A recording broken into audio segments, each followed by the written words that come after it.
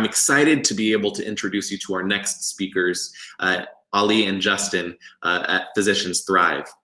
Physicians Thrive is in Omaha, Nebraska, and we are really excited to be able to have them here talking about how they're able to leverage business as a force for good within their organization, but also how good can be a force for business and the work that they're doing to continue to provide opportunities for people around the globe with their organization, GiveSight Global.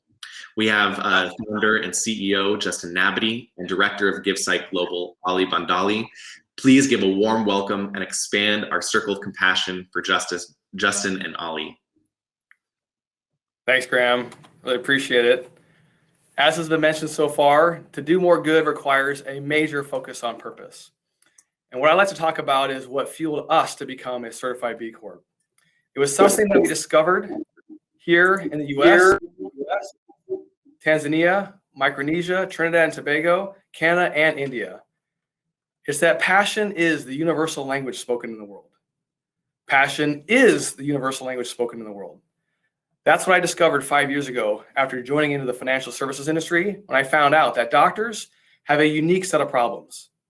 They usually start their career with a mountain of student debt, and they get burned by employers through unfair employment contracts. The culture and leadership in healthcare is so bad today that nearly half of doctors plan to change jobs in the next 12 months. That's not surprising when only 5% of healthcare leadership are physicians who have real hands-on patient experience. Massive student loans and bad contracts leaves physicians feeling trapped. All of this led us to developing a passion to set doctors free through financial planning that starts with specialized contract review and negotiation. The more we embrace this passion to set doctors free from what holds them back, the more it attracted like-minded people to us, specifically an eye surgeon who invited us to join into his passion of setting people free from blindness.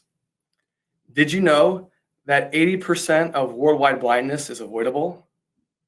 That about 1/3 of the entire planet has a vision impairment? All it takes is like 10 minutes, a procedure that within 24 hours, a person can get back to 20/20 vision after being completely blind. It was in 2017, while we were in Tanzania, my business partner and I, with the University of Utah, that we witnessed people who were completely blind get their vision restored. On this trip, our passion to set people free in the for-profit sector expanded to the nonprofit world. We traveled halfway across the world to provide care, which was incredible, but we saw firsthand the limitations of trying to export eye care. It's expensive, inefficient, and it can lead to a serious letdown. What I mean is that we had people coming lined up, hundreds of them, that wanted to get their vision restored, many that had blindness in both eyes. And they would get one eye fixed, come back the next day, and then they would be like, okay, what about my other eye? And unfortunately, based on where we were, the eye surgeons were like, we don't really want to operate on both eyes because of the risk of issues with recovery. Plus, it was better to help 100 people gain vision rather than only 50 with both eyes. It was for this reason that we had to come up with a better solution to cure avoidable blindness. It was during this journey that we became a certified B Corp, because we knew it would take a laser-like focus on aligning our business with purpose to provide the momentum needed to attract the right people and ideas to make a lasting difference. Steve Jobs once said, "Here's to the crazy ones, the misfits, the rebels, the troublemakers, the round pegs in the square holes, the ones who see things differently. They're not fond of rules. They have no respect for the status quo. You can quote them, disagree with them, glorify or vilify them, but the only thing that you can't do is ignore them because they change things. They push the human race forward, and while some may see them as the crazy ones, we see genius because the people who are crazy enough to think that they can change the world are the ones who usually do." This is the mentality that we had, which attracted Ali Bandali away from another eye care nonprofit to join our team because he feels the same way that we do. So much so that he secured a round of funding, $3 million from a venture capital group who is backing us, $3 for every one that we raise for our next project that is completely flipping the script on solving this problem. Instead of exporting eye care or throwing money at the problem, we have a model that funds entrepreneurs to start their own eye care companies to create a way for private businesses to solve this issue. Ali, why don't you tell us about the selling fish concept and what we are doing in India to give sight to over 500,000 people in just this one project? Thanks, Justin. And thank you everyone for this opportunity. We're really excited to share with you the impact of the Do More Good on the NGO world.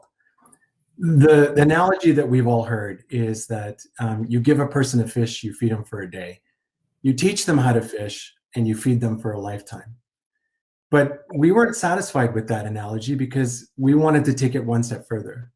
What if we teach people how to fish, but then help them sell that fish so that the whole community benefits? And I'm going to share with you the current project that Justin's talking about right now that we're underway in India. This pictogram actually demonstrates the project as a whole and the cycle that we're trying to create.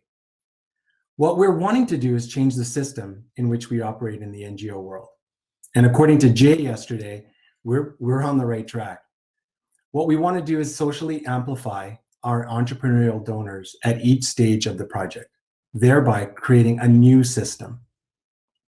We're trying to see the 2.2 billion people in the world with vision impairment, in which, as Justin mentioned, 300 million people who are blind, 80% of which is avoidable, as the market that we have access to, not as the overwhelming problem that is too big to tackle. These are people who can afford to pay for their sight, as well as those that cannot afford. So, let me walk you through our project in India. We're starting with our initial caring donors, but we don't see them as donors. We see them as investors initially.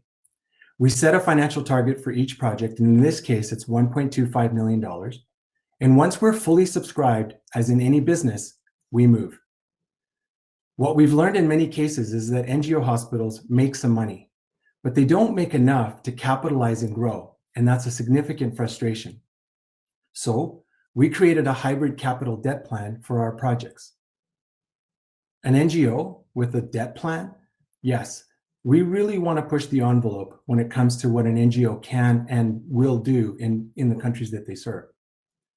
We will provide the capital interest-free for the hospitals to reconstruct or construct if they're in the right location with the population around them to support an increase in their capacity. This hospital group in West Bengal has the ability to increase their surgical capacity by using $800,000 in interest-free capital to reconstruct their hospitals. But the debt plan includes the repayment of 40% of that back into the community as a reinvestment. And I'll talk more about that.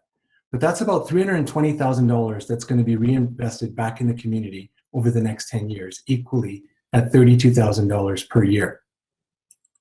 Now, as Jay mentioned yesterday, capacity is the key.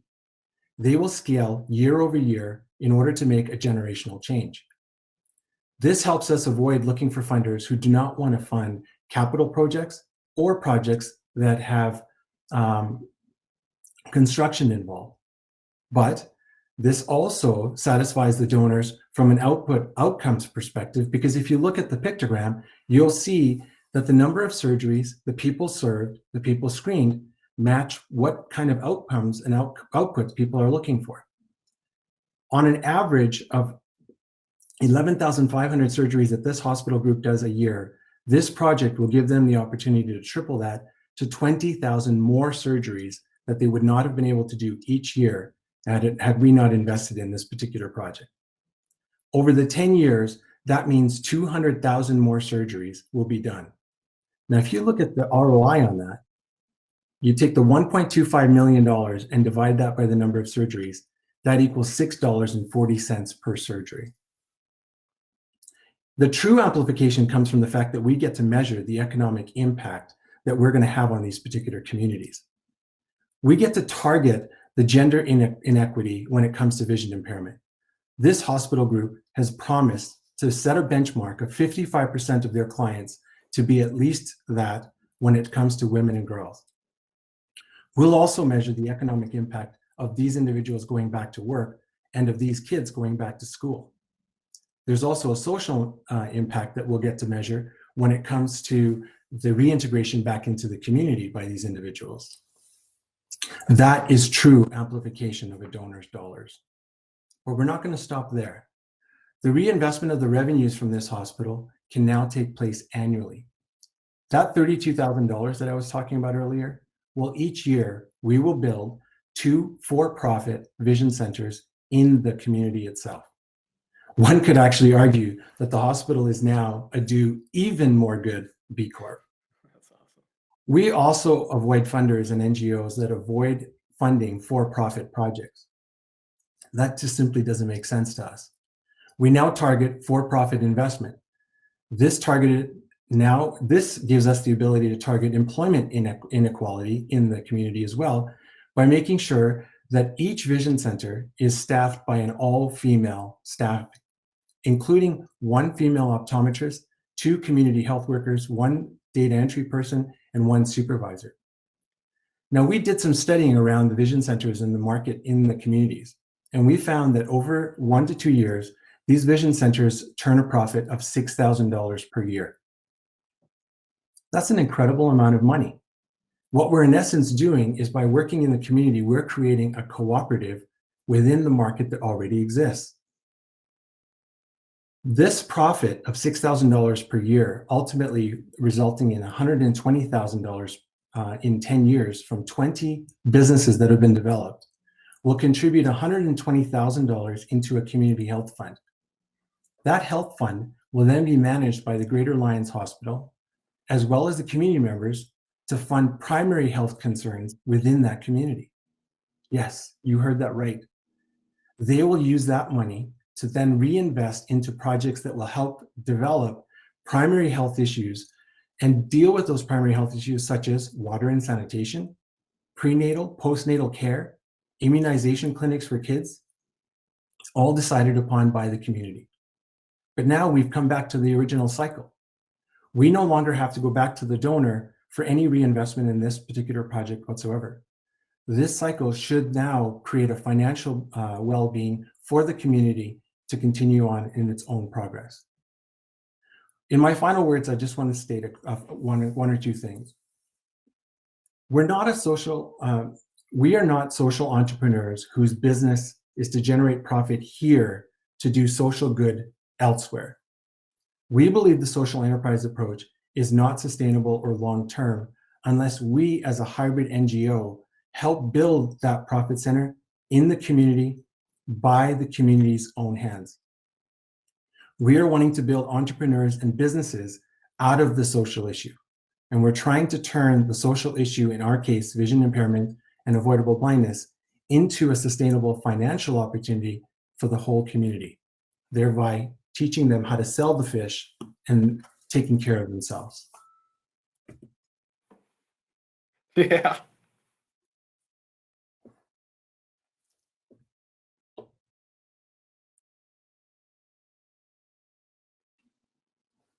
Justin, Ali, it is truly remarkable to see what Physicians Thrive and GiveSight Global are working on together.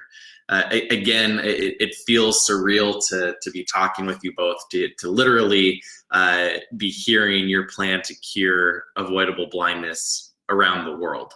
I think that's something that has been sought after and looked after as a unattainable goal for so long, and so to hear this example of a way to begin to create those sustainable cycles, to be able to find ways to exit out of the social issue itself and find a way to continue to build and create economic prosperity for individuals around the world is truly remarkable. So thank you both for the work that you're doing, and be sure to put in the chat ways that people can continue to collaborate with you.